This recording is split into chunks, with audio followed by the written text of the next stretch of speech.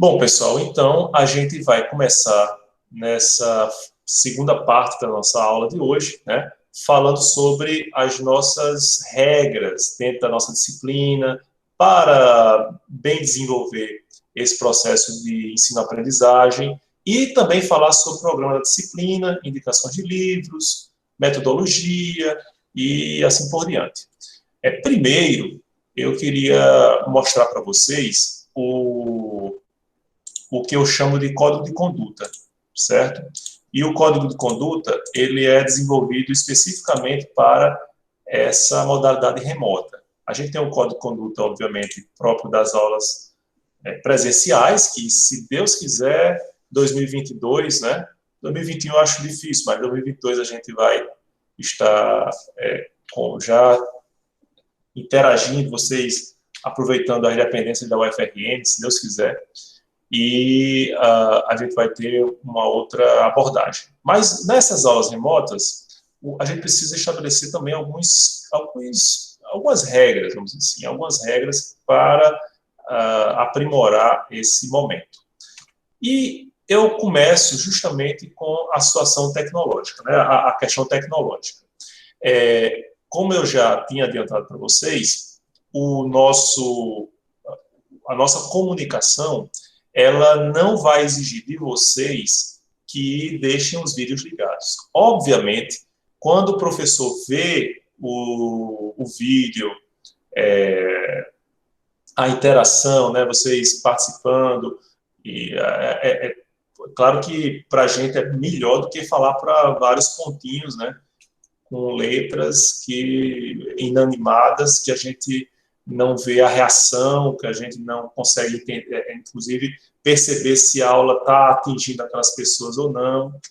Então, é claro que eu também entendo algumas dificuldades, porque eventualmente as conexões passam por instabilidade, ou então vocês estão tendo aula, então também tendo que prestar auxílio a outras pessoas, né? Então, a questão da iluminação, enfim, eu compreendo também as dificuldades tecnológicas que a gente ainda enfrenta, e por isso eu não vou exigir que vocês deixem os vídeos abertos. Se vocês quiserem deixar, ótimo, se quiserem deixar desligado, não tem problema. Em relação ao áudio, eu só peço para que vocês deixem ele sempre desligado, e quando forem fazer intervenção por áudio, é só ligar, levanta a mãozinha, ou mesmo faz intervenção. Muitas vezes eu estou olhando como eu estou agora para a apresentação do slide, eu não estou enxergando as suas intervenções. Então, às vezes é importante que vocês intervenham falando alguma coisa para me chamar a atenção, certo? E como essa aula, todas as nossas aulas, a não ser alguns momentos que a gente vai ter estratégicos para, vamos dizer assim, terapia de grupo, né? A gente vai gravar essas aulas justamente para possibilitar a quem tenha chegado atrasado ou a quem não tenha podido assistir aquela aula especificamente por algum motivo, assistir posteriormente. E essas aulas vão ser gravadas lá no meu canal do YouTube. Sim, eu tenho um canal do YouTube, dê o seu joinha, deixe o seu joinha, né? Faça a sua inscrição. Brincadeira, pessoal. Eu não consigo ainda monetizar, né? Obviamente, eu não tenho essa fama toda. Mas eu deixo lá justamente para facilitar para vocês nessas circunstâncias. Inclusive, recebi um e-mail, algumas pessoas que vão ter um evento na quinta-feira. Eu nem respondi porque ia responder nessa ocasião. Não se preocupem, porque vocês vão poder assistir. Geralmente eu faço a gravação no dia, no outro dia eu já deixo disponível lá no YouTube e deixo o link lá no Cigarro, certo? Então, não se preocupe em relação a isso, certo? Alguma dúvida em relação ao áudio e vídeo? Tranquilo? Bom, aulas síncronas. Então, o que é que a gente vai utilizar ordinariamente? O Google Meet. É a plataforma que eu mais utilizo, é a plataforma que eu sei mexer, então eu fui treinado especificamente para o Google Meet, e foi a ferramenta institucional que a universidade recomendou aos professores quando a gente começou a dar as aulas remotas. Então, Eu me habituei, eu acho que está funcionando bem. Eu sei que existem outras plataformas com mais recursos, mas por enquanto está nos servindo e a gente vai continuar a seguir utilizando o Google Meet. Geralmente eu deixo um pouquinho antes da aula, hoje foi um pouquinho atrasado, né? Mas geralmente eu deixo um pouquinho antes da aula o link para que vocês acessem lá no SIGA, certo? Professor, Oi, pois não. Robson, por que não mantém o Vamos. mesmo link, né? Essa foi uma pergunta, assim, sempre que me fizeram. É uma possibilidade, mas eu acho que precisaria de um cadastramento de todos os e-mails e tal. Então, eventualmente a gente vai, inclusive, ter uns convidados especiais. Então, eu prefiro essa sistemática mesmo, certo? Assim, não precisa o cadastro dos e-mails, não. Não? Não. Você mantém a sala, né, com o mesmo Sim. link, e toda semana vai entrando nela e ela fica ativa o tempo todo. Certo, eu vou pesquisar, ver como é Com que é isso. licença. Pois não. Mas às vezes a liberação ela expira. Por exemplo, eu estudei no IF e tinha o e-mail institucional do IF. E os Sim. professores tentavam deixar o mesmo e-mail, só que às vezes a liberação expirava, e aí ele tem que fazer um novo link. Ariane, bem colocado. E também me disseram o seguinte: se, por exemplo, eu liberar a sala e eu não entrar primeiro, me disseram que havia problema na hora da gravação. Eu não poderia gravar de forma que aquilo viesse para o meu e-mail. Isso, seu e-mail institucional, né?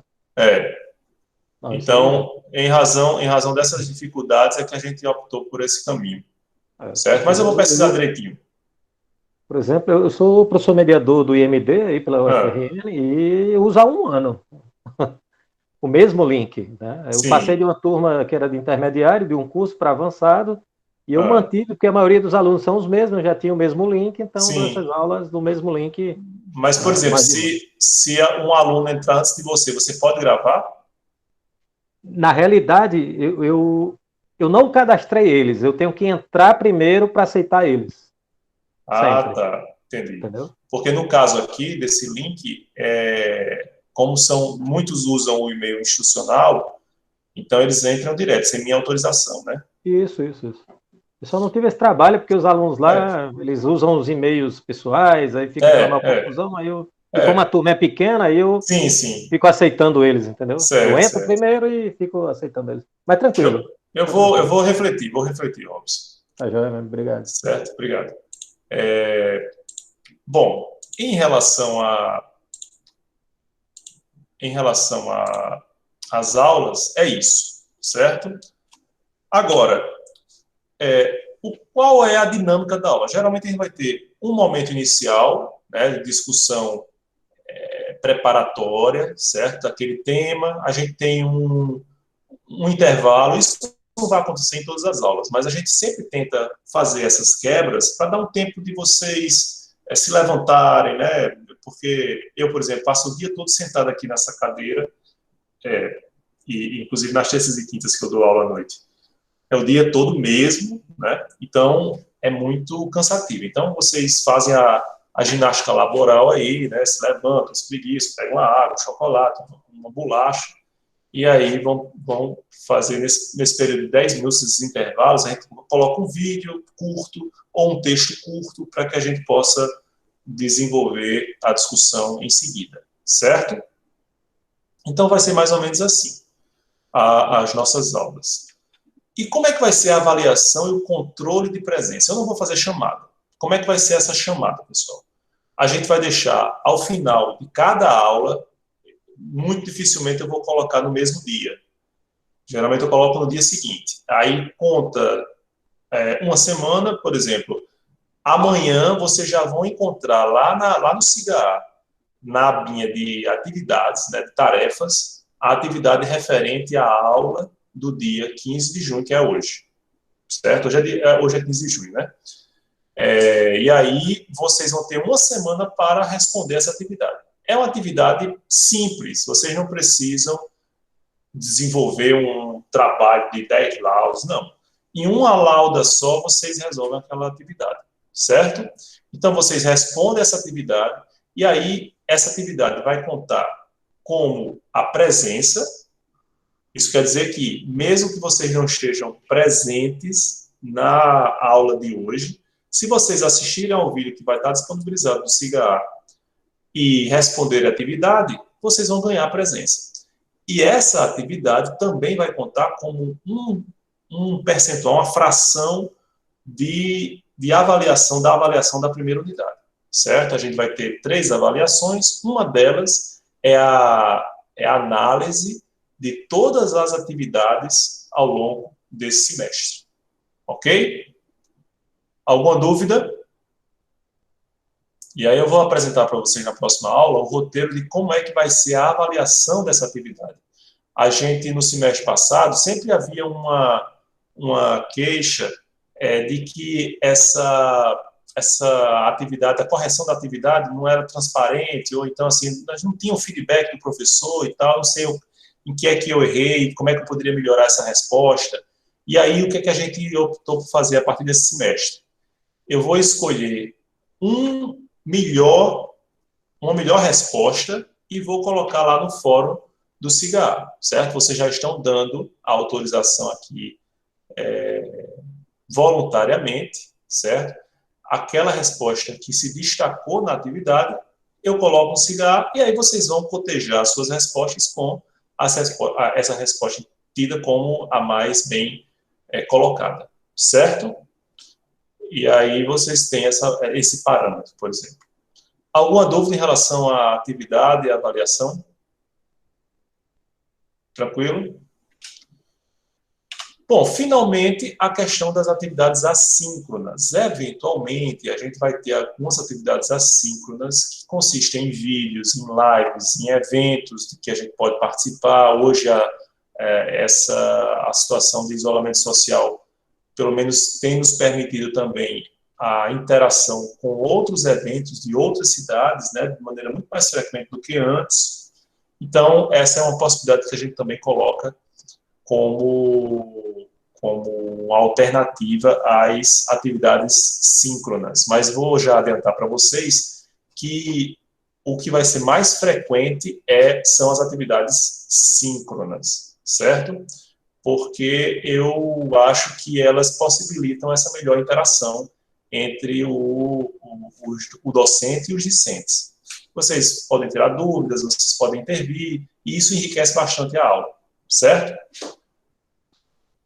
E as dúvidas? Bom, dúvidas, discussões, o que é que eu recomendo? Eu vou abrir hoje um fórum no SIGA, que é o Fórum das Dúvidas. Então, se vocês tiverem, professor, Kant, naquele texto, ele falou sobre que a liberdade era um único direito inato, eu não entendi muito bem o que é que ele quis dizer com isso. Você pode colocar lá no fórum do SIGA.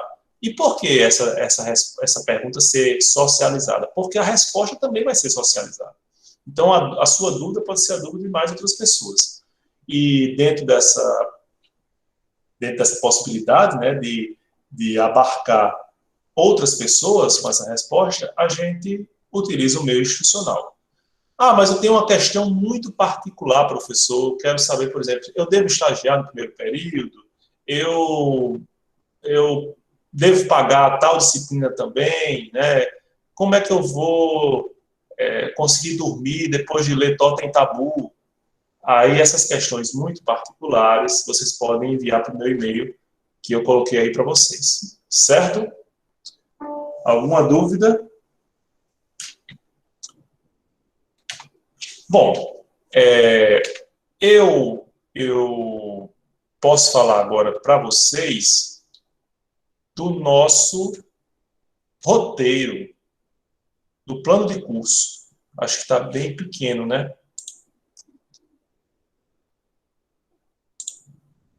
Está mais visível agora para vocês?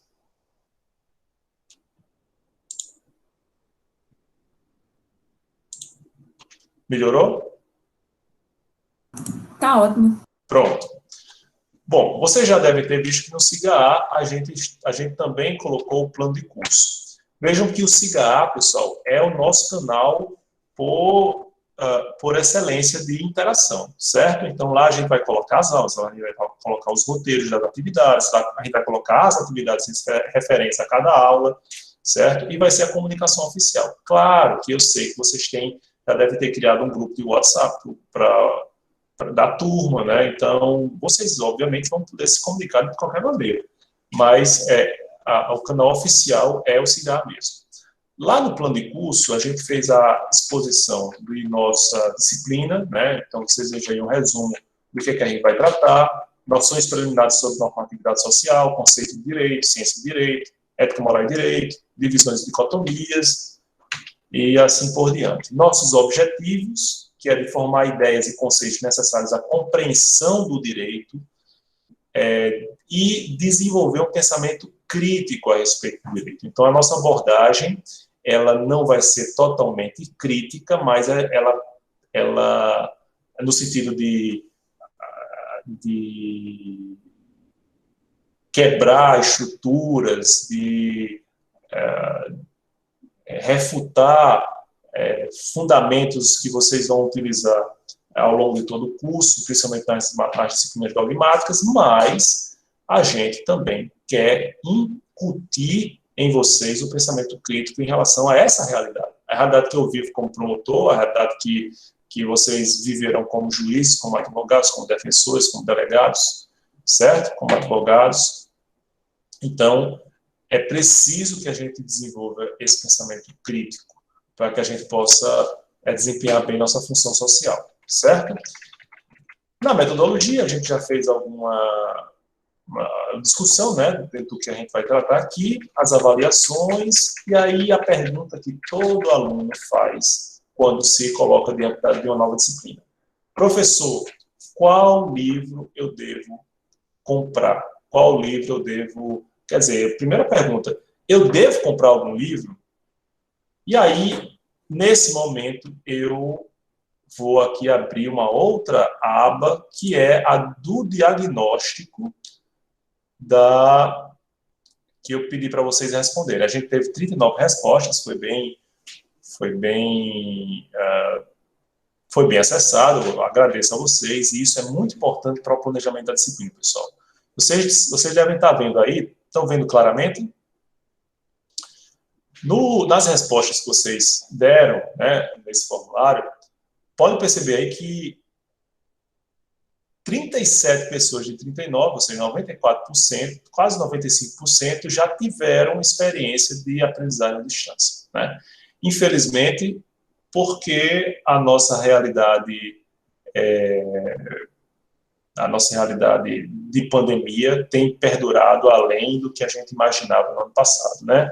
Então, a gente está em 2021.1, no semestre da UFRN, mas é como se a gente visse 2020.2, o ano que não acabou. Porque a nossa expectativa no Réveillon era, a gente vai ter vacina, vai todo mundo ficar vacinado, e vai acabar toda essa restrição. Ainda não acabou. As mortes estão acontecendo ainda, o contágio está acontecendo ainda, e o isolamento também se impõe. Então, a gente ainda vive essa agonia. Mas isso impôs que vocês tenham se visto forçados a experimentar a aprendizagem à distância. Certo? Então, não vai ser novidade, pelo menos para a imensa maioria dos matriculados aqui. Uma resposta que me chamou a atenção foi essa segunda. Qual a principal fonte de estudo que você pretende utilizar nas disciplinas de semestre? E a maioria respondeu textos digitalizados disponibilizados pelo professor. Vejam que isso demonstra que as facilidades da tecnologia também vão suprir a nossa carência de visita à biblioteca, né? A gente tem um acervo riquíssimo na Zila Mamed, na Biblioteca Central, temos as bibliotecas setoriais, mas, infelizmente, como a gente não está podendo recorrer a esse acervo, a gente tem que se virar com esse acesso remoto. E, muitas vezes, os próprios discentes se valem apenas dos textos que são disponibilizados no CIGAR.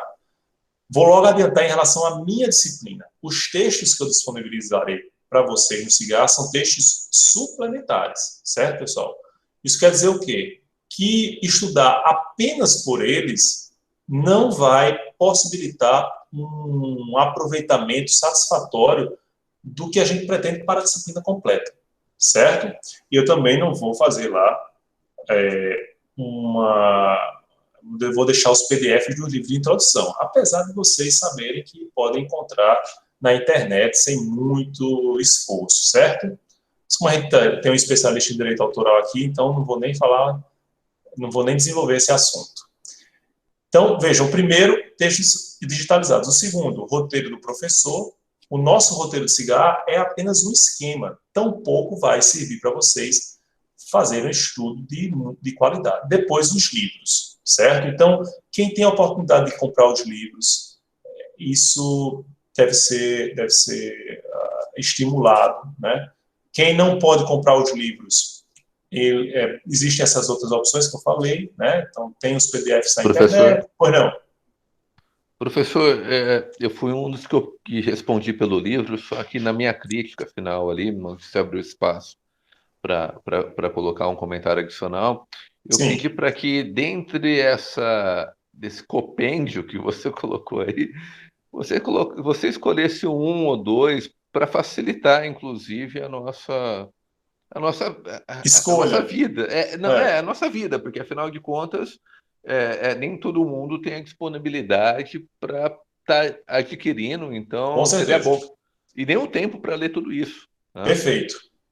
Concordo, Nelson, plenamente. E vou mostrar aqui para vocês, porque livros de introdução existem muitos, né? Eu era bolsista da apoio técnico como estudante, fiz um apanhado dos livros que a Biblioteca Central possuía na época, o acervo, né? E eu cataloguei mais de 100 livros de teoria geral do direito, introdução, filosofia do direito, então 100 livros, 100 obras diferentes. Havia obras do início do século XX, havia obras mais contemporâneas. Então, assim, vocês vão se deparar com uma variação muito grande de possibilidades de livro de introdução. E aí vou apresentar aqui alguns para vocês. Essa é uma bibliografia básica, né? Então, se vocês podem perceber aí, a gente começa logo com o livro de Maria Helena Diniz, Compêndio de Introdução à Ciência do Direito. Talvez seja um dos livros mais completos, é um livro tradicional, talvez seja o que cubra de maneira mais competente todas as matérias que a gente vai ver ao longo desse semestre, certo? Mas nem sempre é um livro de linguagem muito agradável. Vocês vão perceber, o livro de Maria Helena Diniz é um livro que consulta, assim, é muito rico em referências bibliográficas. Aí vocês vão ver, se vocês tiverem a oportunidade de folhear, existem páginas que têm mais nota de rodapé do que texto, né, propriamente, por causa justamente da qualidade da pesquisa da autora. Então, é um livro que eu recomendo, que realmente tem qualidade. A gente vai ter um livro também mais tradicional, como o de Franco Montoro, Introdução à Ciência do Direito, livro também muito bom, vem sendo atualizado após sua morte, né? E, da mesma forma, o livro de Miguel Reale, que é um clássico, e esse já vai apresentar uma linguagem muito mais interessante, porque Reale ele vai desenvolver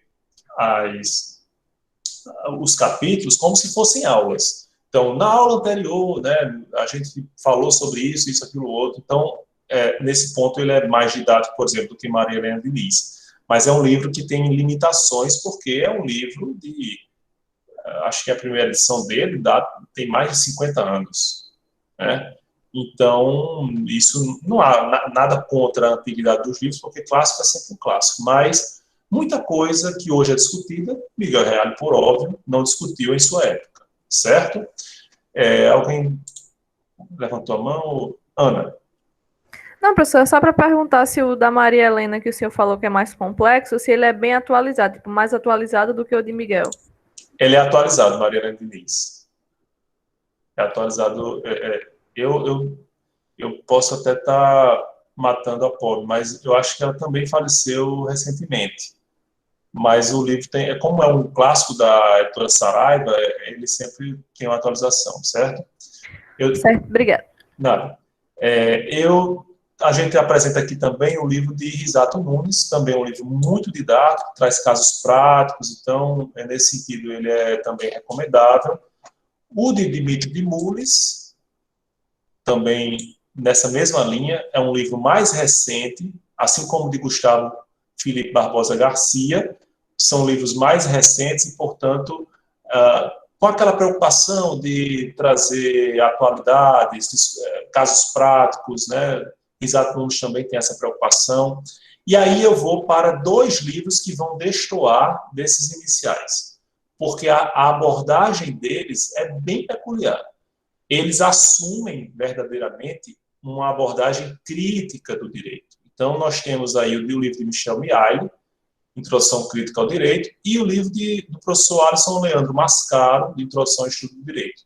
Então, são abordagens que, com viés marxista, com viés crítico do direito, porque, assim, Marx enxergava o direito como algo que não era revolucionário, certo? Isso a gente vai ter a oportunidade de discutir, né, não apenas durante o curso de introdução, mas durante todo o curso de Direito, saber até que ponto o direito pode fazer revolução, o direito pode efetivamente mexer nos fundamentos sociais, políticos, né? E isso a gente vai discutir. Mas são livros que são destacados em razão dessas peculiaridades, dessas características.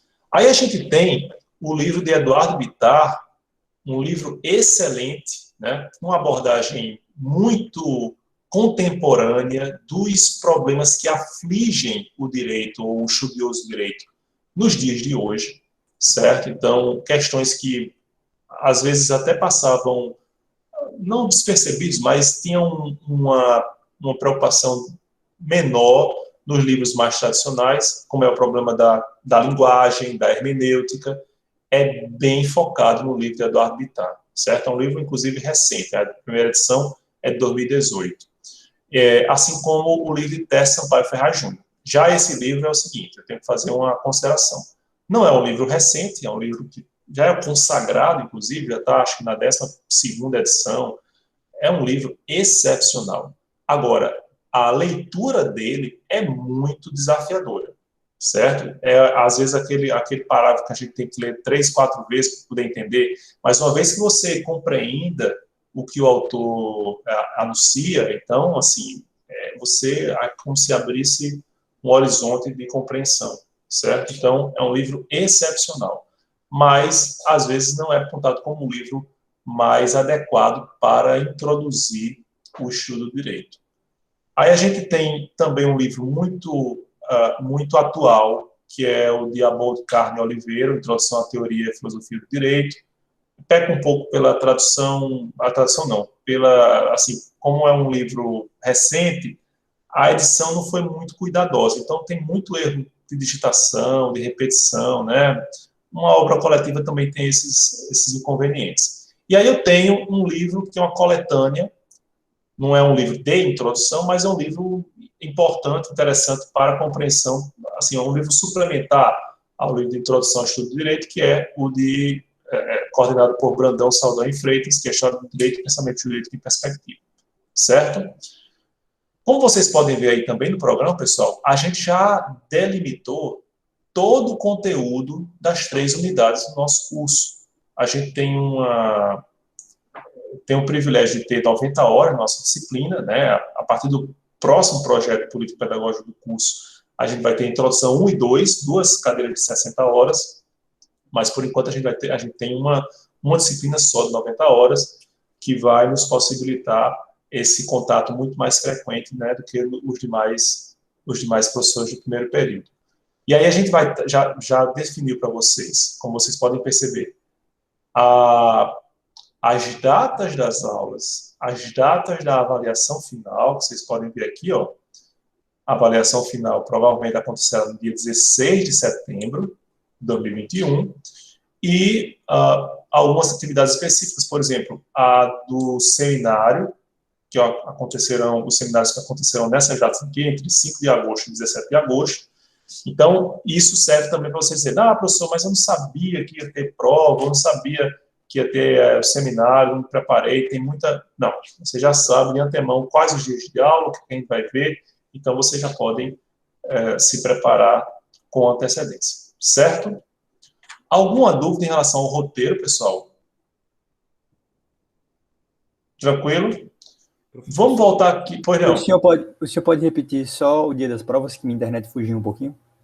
As provas, na verdade, é o seguinte: a primeira avaliação vai ser de acordo com a atividade, não tem um dia específico. A segunda avaliação serão os seminários, que serão de 5 de agosto a 17 de agosto, como a gente tem aqui nas aulas 23 a 28. E a prova, a avaliação final da terceira unidade será no dia 16 de setembro de 2021. Certo? Show, professor. Muito obrigado. Nada. Oi. Na questão dos livros ainda. Sim. O senhor poderia ter seu comentário, caso o senhor conheça, deve conhecer o livro do Paulo Nader. Ele seria algum livro bom de acompanhar a disciplina ou não? Muito bem colocado. Vocês vão perceber que há vários outros livros de introdução, né? Introdução, inclusive, é um nicho que tem muito livro de qualidade, inclusive, que eu não citei aí, certo? Então, por exemplo, você falou do Paulo Nader, existe Paulo Dourado de Guzmão também. Paulo Nader e Paulo Dourado de Guzmão, por exemplo, são livros mais tradicionais, né? Então, ainda alguém vai achar Bettioli, né? São livros mais tradicionais. Sendo tradicionais, eles têm seus méritos, né? suas qualidades, mas eles não têm a abordagem, eles não trazem uma abordagem como é feita ou como é exigida mais recentemente, certo? Então, por exemplo, quando eles falam sobre interpretação do direito, então fazem aquela apresentação tradicional, interpretação gramatical, sistemática, são interpretação, que é uma abordagem muito tradicional. Não vou falar, por exemplo, dos desafios linguísticos, hermenêuticos, o direito como linguagem, que é mais modernamente discutido, certo? Então, assim, eu não estou dizendo que vocês descartem, mas que vocês enriqueçam. O livro que vocês tiverem, podem ter certeza, ele não vai ser completo e vocês precisam suprir essa lacuna com outras leituras. O professor acabou levantando assim uma curiosidade sobre o que distinguiria, então, um autor que aborda o direito, a introdução ao direito de maneira tradicional, para um que aborda de maneira modernamente, que distinguiria esses dois? Porque existem discussões que elas vão acontecer apenas mais modernamente, né? Por exemplo, teoria da decisão. A teoria da decisão jurídica, eu não falo da teoria da decisão judicial apenas, mas a teoria da decisão jurídica é uma discussão muito mais recente do que o que é abordado nesses livros, né? Então, a teoria do ordenamento jurídico. Muitos tratam de norma jurídica, mas o ordenamento jurídico, o sistema jurídico, né, a relação do sistema jurídico com outros sistemas sociais, essas são abordagens que a gente não vai encontrar em todos os livros. São discussões muito mais recentes, né? Os ramos do direito, então a gente vai ver nos livros mais modernos a ligação da ciência do direito com as ciências de que não se falava há 30, 40 anos, né? Então, isso também deve ser, isso impacta nessa distinção entre essas duas espécies, essas duas categorias de livros. Certo? Obrigado. Professor... Oi, Laura. Eu saí um pouquinho na frente do computador, eu não sei se eu estava falando de teoria pura do direito, mas eu ia até perguntar sobre ele. Porque eu tive que fichar o livro inteiro, então eu tenho um certo trauma com esse livro. Então você já... Qualquer dúvida sobre Kelsen, a gente já sabe Não, é só o meu pensamento, porque realmente eu li... Você fichou o livro inteiro de teoria pura, foi? Inteiro. O professor fazia... Acho que o William também, que ele era da minha turma.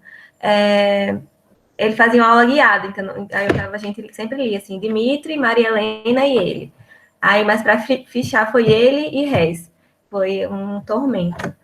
Eu queria saber se a gente vai utilizar ele, que eu não vi na... privilégio. A gente vai utilizar, mas assim, não vai utilizar nesse nível de aprofundamento, né? A gente vai falar sobre Kelsen especificamente, a teoria de Kelsen, a teoria pura do direito, nos seminários, né? E a gente vai, eventualmente, falar sobre algumas posições de Kelsen sobre o direito, porque Kelsen, apesar de ser muito criticado, a importância dele para a compreensão do direito no século XX é inegável. Então, mesmo que seja para criticá-lo, a gente precisa falar de Kelsen. Então, não vai ser perdido esse fichamento. Guarda aí que a gente vai recorrer a ele. Inclusive, nas próximas aulas, quando a gente for falar sobre a ciência do direito, a gente vai recorrer a um textinho curto dele, que são os prefácios a essa edição. Certo? Existem outros livros específicos, assim, Teoria Geral do Direito, que vocês também podem utilizar, pessoal. Se vocês tiverem, inclusive, alguma curiosidade, professor, meu primo, minha prima, meu tio tem esse livro de introdução, o que é que o senhor acha? Né? Eu geralmente vou dizer que não, que acolha, que não descarte, mas eu posso dar também as minhas impressões pessoais, certo? Quero mostrar aqui para vocês também, pessoal, uma outra resposta desse diagnóstico que eu fiz, que fala agora sobre a questão das aulas e atividades. Vocês podem ver aí que, para minha surpresa, começou com uma desvantagem tremenda das aulas síncronas, mas houve uma preferência no final pelas síncronas, mas o percentual da preferência pelas aulas assíncronas ou atividades assíncronas me surpreendeu, porque geralmente os discentes, eles preferem mesmo as aulas síncronas, que a gente tem um contato mais próximo, né? E o que chamou a atenção também foi que houve uma pedida pelas aulas assíncronas, mas vejam, existia deixa eu ver aqui, quando vocês falavam sobre o que podia prejudicar, né, muitos apontaram algumas características das aulas assíncronas. Então, por isso que a gente vai privilegiar realmente as aulas síncronas, atividades síncronas. E o que a gente viu também em semestres anteriores é que dentro do que a gente está aprendendo, vocês não são os únicos que estão não aprendendo à força esse contato remoto, não, pessoal. Os professores também.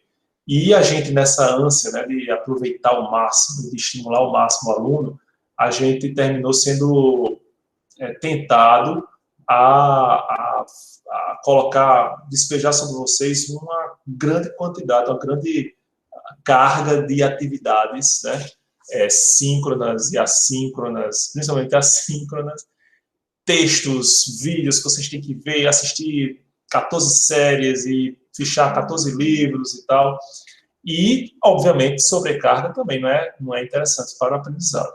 Então, a gente precisa dosar bem essa exigência. Os textos, vocês vão observar, que eu vou passar para vocês, são textos curtos, apenas complementares do que a gente discute em sala de aula, e os vídeos da mesma forma, certo? Porque eu sei que vocês têm outras disciplinas nesse período, certo? E, na avaliação, a maioria terminou optando pela atividade individual, né? Depois fichamento de textos ou livros. Fichamento é uma questão interessante, porque já o pessoal do segundo período de História do Direito, que eu também leciono, não gosta muito de fichamento, já tem trauma do primeiro período, né? Então, talvez esses 17,5 fiquem um pouco arrependidos de terem feito essa opção, ou essa indicação. E uma coisa que eu tenho que considerar também, pessoal, se vocês observarem aqui, a maior dificuldade encontrada em experiências anteriores foi a falta de interação com colegas da turma. Porque, de fato, faz muita falta, né? E eu estou falando não apenas da interação em sala de aula, a interação no corredor, a interação na cantina, a interação nos churrascos, enfim, todos os eventos sociais do nosso curso, isso faz muita falta. Mas eu tenho fé de que a gente vai poder usufruir com saúde, né, no momento certo. E, em segundo lugar, ficou a obrigação do mestre. Então, outra coisa que todo professor tem que compreender é que, quando a gente está nesse ensino remoto, muitas vezes a gente se coloca obrigado a assumir funções em casa que a gente não assumiria se estivesse na universidade, por óbvio, né?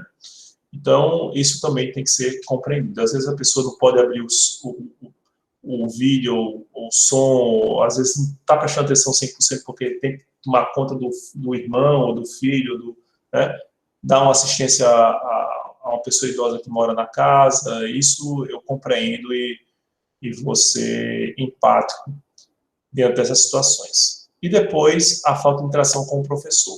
Vamos tentar obviar isso justamente a partir dessas nossas interações pelo SIGA ou nas atividades síncronas. E aí fiquei muito feliz que vocês, das suas respostas, né, 60% disseram que pretendem estudar de 2 a 4 horas por dia, né, para o curso. Depois 30% de 1 a 2 horas, também é um índice muito bom. Mais de 4 horas, 7,5%, e até 1 hora, 2,5%. Então, vocês estão bem dispostos, eu espero aproveitar bem essa disposição. Bom, esse foi o nosso primeiro contato, pessoal. Espero ter esclarecido bem o nosso propósito, né? As nossas pretensões para essa disciplina tão importante do curso, que é o fundamento de todas as outras, né? A introdução ao estudo do direito. E queria saber se vocês têm alguma dúvida em relação ao que foi conversado hoje. Tranquilo? Professor, tem uma dúvida. Foi não, Matheus. Esses livros que você recomendou, alguns deles, você tem o link para disponibilizar pelo SIGA? Você diz o PDF? Isso. Eu não, rapaz, mas você encontra no Google, você encontra facilmente. Ok, obrigado. Professor, minha dúvida é sobre Olha, que na terça são 2 horários, isso. na quinta são 4, né? São 4, exato. O que pode diferenciar nessa questão de tempo? A aula vai ser a mesma dinâmica, só que mais expandida? Aí a gente, na quinta-feira, como a gente tem os 4 horários, então a gente vai intercalar mais atividades, vamos dizer assim, para quebrar, né, para tornar menos cansativo, né? Então, a gente vai possibilitar isso. E aí, sendo na quinta, os 4 horários, a gente vai ter 2 atividades. Então, na terça, a gente tem uma atividade, que é uma tarefa, né, que eu vou colocar amanhã para vocês. E na quinta, a gente vai ter 2 atividades. A gente tem que responder 2 atividades, porque são as 4 presenças, certo? E aí, já vou adiantar para vocês, pessoal, a atividade... Por nada, Davi.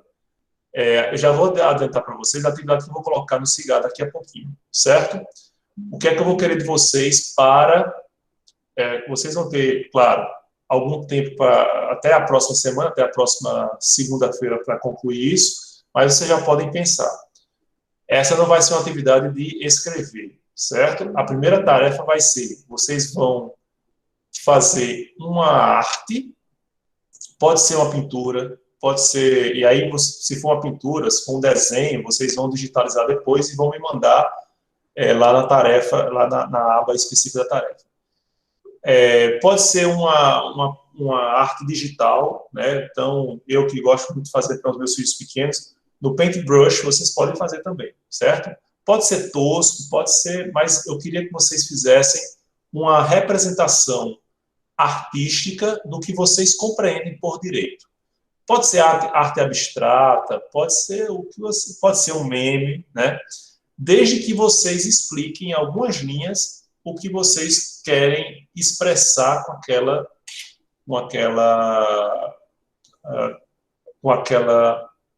obra de arte. Certo? Compreendido? É a compreensão de vocês de direito a partir da arte. Certo? Alguma dúvida mais? Pessoal, muito obrigado pela atenção, pela interação, pela participação. Essa participação é muito importante para tornar as aulas mais dinâmicas, né, mais interessantes, e vocês são corresponsáveis pelo sucesso dessas nossas interações, certo? Até quinta-feira, se Deus quiser, vou terminar aqui a gravação.